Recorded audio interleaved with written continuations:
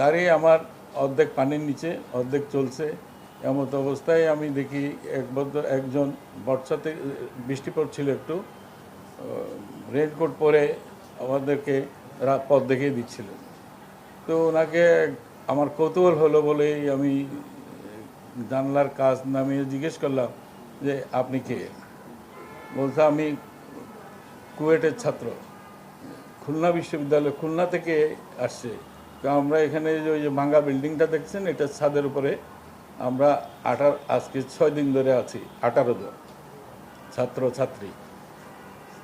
এটা ভাবা যায় এমন দুর্যোগপূর্ণ এলাকায়, ঘোর গভীর অন্ধকার, ইলেকট্রিসিটি নাই, কোনো কিছুই নাই, সেখানে বন্যা ত্রাণে মানুষের ত্রাণ করবার জন্যে এই সমস্ত ছাত্ররা থাকছে এবং মানুষকে সহায়তা দিচ্ছে।